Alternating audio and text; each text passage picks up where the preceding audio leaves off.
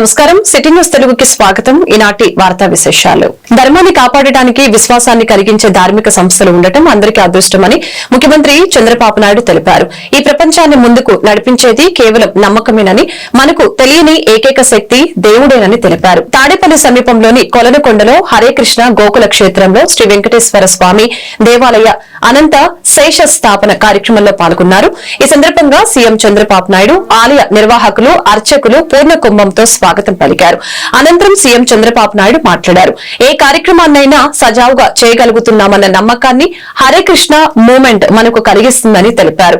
హరే కృష్ణ గోకుల్ కృష్ణ క్షేత్రంలో దేశంలో 20 ఉన్నాయి, ప్రపంచంలో 5 ఉన్నాయి. హరే కృష్ణ మొమెంటోతో పోటీపడి ఇస్కాన్ కూడా కార్యక్రమాలు చేస్తోందని తెలిపారు. మధు పండిత్ దాస అనుకున్నది సాధిస్తారు, నమ్మిన సిద్ధాంతం కోసం కష్టపడతారు. హరే కృష్ణ గోకుల క్షేత్రంలో వెంకటేశ్వర స్వామి దేవాలయం ప్రతిష్టాత్మకంగా నిర్మాణం జరుగుతుంది. ఇది ఒక ఆధ్యాత్మిక కేంద్రంగా మారుతుందని సీఎం తెలిపారు. సువర్ణరజసస్రజాం చంద్రాం హిరణ్మయీం లక్ష్మీం జాతవేదో మమావహ స్వాం మమావహ జాతవేదో లక్ష్మీమనపకామినీ శ్రీ సూక్త పురుషానహం అక్వపూర్వాం రథమధ్యామత్తినాథ ప్రబోధినీం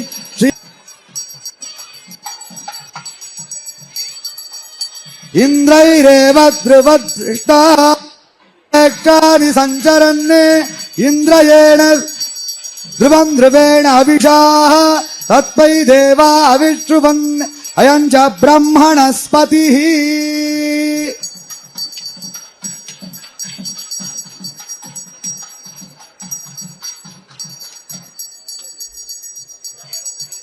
ఓం ఆదిశేషాయ విద్మహే విష్ణుతల్పాయ ధీమహి తన్నో అనంత ప్రచోదయాత్.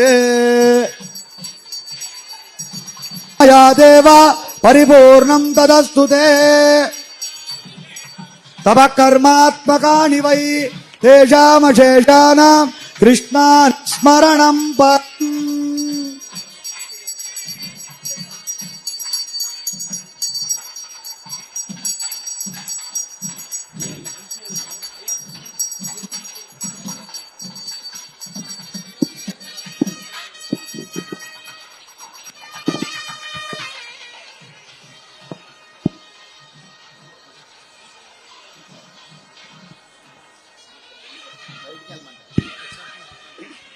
అదిగో అనంత శేష స్థాపన జరిగింది.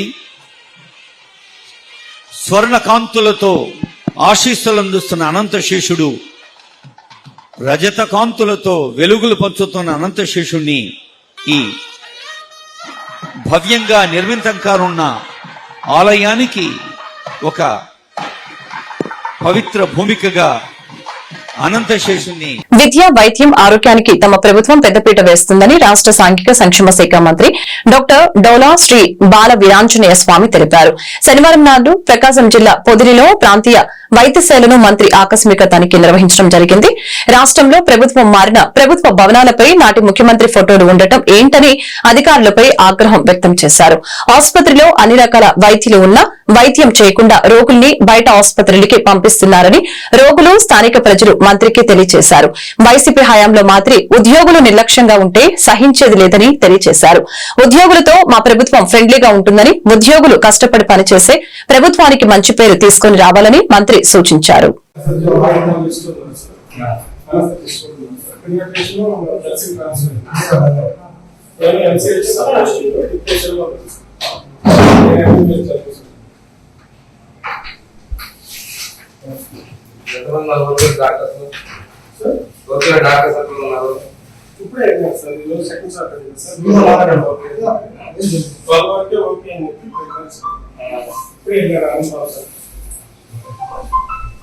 రెస్పాన్స్ కరెక్ట్ ఉంటాం లేదు సార్. నైట్ పూట ఎవరైనా లేడీస్ కానీ ఎవరైనా చూస్తే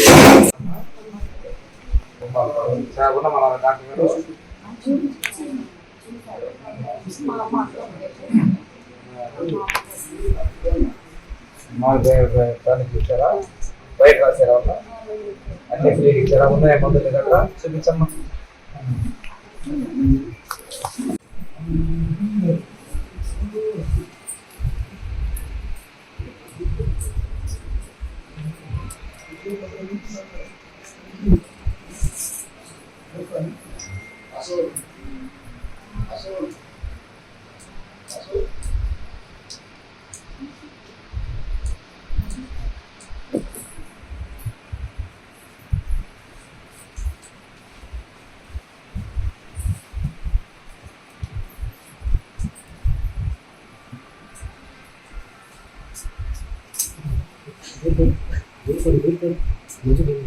ఇదేందమ్మా ఇది టాబ్లెట్స్ ఇది మధ్యం మరి అంటే నీకేం లేవా పారాసెటమాల్ ఇచ్చినట్లేదే. ఈరోజు పొదిలి ఏరియా హాస్పిటల్ని ఆకస్మిక తనిఖీకి రావడం జరిగింది. ఇక్కడ చూస్తే రాష్ట్రంలో ప్రజలకు తీర్పు ఇచ్చారు, అరాచక పాలన తరిమి కొట్టారు. కానీ ఇక్కడ అధికారుల నిర్లక్ష్యం ఇదే సాక్ష్యం. గవర్నమెంట్ మారి ఎంత రోజులైంది, ఈ పథకం పేరు కూడా మేము మార్చాం, కానీ ఇక్కడ అలా లేదు. ఇంకొక పది శిలాఫలకాలు ఇక్కడ ఎమ్మెల్యే బోర్డు ఆ రోజున ముఖ్యమంత్రిది పెట్టుకున్నారు. అక్కడ ఒక్క గవర్నమెంట్ లోగో లేదు. ఈ నిధులు వాళ్ళ జేబులో ఇచ్చినట్టుగా నిధులు వేసుకున్నారు. తక్షణమే మార్చాలని చెప్పేసి నేను అధికారులు తెలియజేస్తున్నాము. రెండోది, ఆసుపత్రిలో చూస్తే వైద్యులందరూ ఉన్నారు. 1-2 పరికరాల లోపాలు ఉన్నాయి. నేను ఇప్పుడు ఉన్నతాధికారితో ఆయన డీజేలా డిస్ట్రిక్ట్ కోఆర్డినేటర్ మధ్య బాపట్ల జిల్లా ఇన్ఛార్జ్ అండి. నేను 2 జిల్లాలు 2 కలెక్టర్ మధ్య నలిగిపోతున్నాను. టైం సరిపోలేదు అంటున్నాను. 13 రోజులు దాని ఇక్కడికి వచ్చి చూస్తే కాన్పులు నిరకాలు జరుగుతున్నాయి. కాన్పులే కాదు, కొంచెం ఉన్నటువంటి కేసులను కూడా బయటకు పంపిస్తున్నారు. రక్త నిల్వ కేంద్రాలు ఉన్నాయని చెప్పి బ్లడ్ స్టోరేజ్ సెంటర్ ఉందన్నారు, కానీ అధికారులు ఇక్కడ పూర్తిగా దాన్ని ఏర్పాటు చేయాల. ఇవన్నీ ఏర్పాటు చేసే విధంగా చర్యలు తీసుకుంటాం. డాక్టర్లకు నేను ప్రత్యేకంగా చెప్పడం జరిగింది. ఏ కేసు వచ్చినా మీరు వైద్యం ఇక్కడే చేసే విధంగా చేయాలి.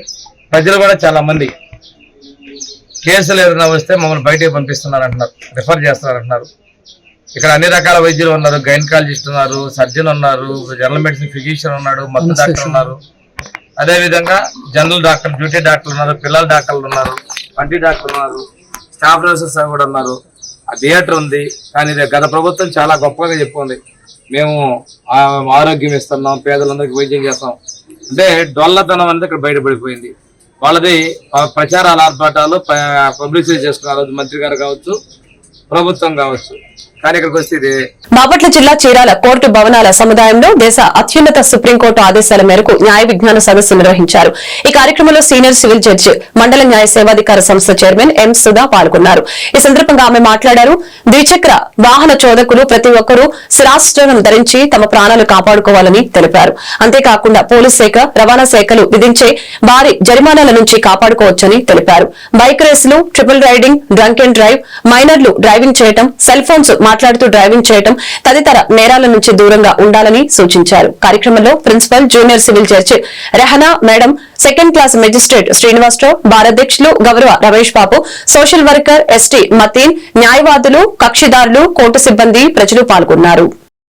అదేవిధంగా స్పెషల్ మెజిస్ట్రేట్ శ్రీ శ్రీనివాసరావు సార్కి, అదేవిధంగా చీరాల బార్ అసోసియేషన్ అధ్యక్షులైనటువంటి రమేష్ బాబు గారికి, అదేవిధంగా హాజరు హెల్మెట్ పెట్టుకొని ప్రయాణం చేస్తాం కాబట్టి హెల్మెట్ అనేది ప్రతి ఒక్కరు ధరించి మీరే కాదు మీకున్న వాళ్ళకి కూడా ఇన్ఫార్మ్ చేసి సిబ్బంది అందరికీ పేరు పేరున ధన్యవాదాలు తెలియజేసుకుంటూ కార్యక్రమాన్ని హెల్మెట్ యొక్క ఇంపార్టెన్స్ ఏంటో చెప్పాలని చెప్పి మాకు ఆదేశాలు ఇవ్వడం జరిగింది. అదే ఇప్పుడు మనం చూస్తున్నాం, రోజు ఎన్ని యాక్సిడెంట్స్ మన కళ్ళ ముందే చూస్తూ ఉంటాము. ఏంటంటే ఒకప్పుడు మన దేశం ఇంత డెవలప్మెంట్ రాకముందు నడుచుకుంటూ ఎంత దూరం అయినా కూడా వెళ్తూ ఉండేవాడు. అప్పుడు ఆరోగ్యంగా ఉండేది. ఎద్దుల బండ్లు, గుర్రం బండ్లు ఇవన్నీ ఉండేవి. యాక్సిడెంట్ జరిగేయడం అనేది జరిగేది కాదు. మంచిగా అందరు బైక్స్ కొనుక్కుంటున్నారు. ఎంత మేరకి అనవసరంగా పిల్లలకి, చిన్న పిల్లలకి, మైనార్కి తీరకుండా మేజర్ పిల్లలకి బైక్లు ఇవ్వటం, అదేవిధంగా లైసెన్స్ లేకుండా పిల్లలకి బైక్ కొనిపించి ఎంకరేజ్ చేయడం. వాళ్ళు ఏడుస్తారు, పర్లేదు, కానీ కాన్సిక్వెన్సెస్ ఏంటి, ఇలా వెళ్ళకూడదు రోడ్డు మీదకి లైసెన్స్ లేకుండా మైనర్ పిల్లలు. సార్ చెప్పారు ఇన్సిడెంట్, నేను మొన్న కోర్టుకు వస్తుంటే పిల్లోడు ఇలా అనేసి చెట్టు పడిపోయి చెవులో బ్లడ్ వచ్చేసింది. అక్కడే స్పాట్ గాడి 16 years అంట పిల్లోడికి. మరి పేరెంట్స్ ఎందుకు అంత పెద్ద బైక్ కొనించాలి చెప్పండి. మనిషి జీవితం అనేది చాలా వాల్యుబుల్ లైఫ్ అన్నమాట.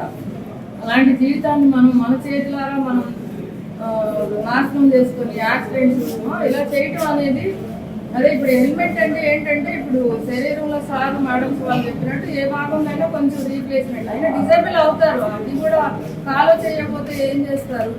హెల్మెట్ ఉంటే కొంతవరకు సేఫ్టీ అన్నమాట. తలకి పెద్ద గాయమైనా కూడా సేఫ్గా కొంతవరకు బయటపడవచ్చు. At the same time road మీద వెళ్తుంటే అందరూ ఇట్లా రెండు చేతులు సెల్తో ఇలా మాట్లాడుకుంటూ వెళ్తున్నారు. స్పీడ్ ఒకటి, బాగా డ్రింక్ చేస్తాం. నెక్స్ట్ ఇంకోటి ఏంటంటే డ్రింక్ చేసి ఇప్పుడు చట్టాలు అనేవి చాలా మారినాయండి, చాలా కఠినతరం చేయబడి కొత్త చట్టాలు బిఎన్ఎస్ యాక్ట్ అని ఒకటి వచ్చింది. ఇంతకుముందు మనకి ఐపీసీలో section 337, 338 rash and negligent act, 304A ఒకవేళ మనిషి ర్యాష్ అండ్ నెగ్లిజెంట్ యాక్ట్ వల్ల 2 years ఉండేది.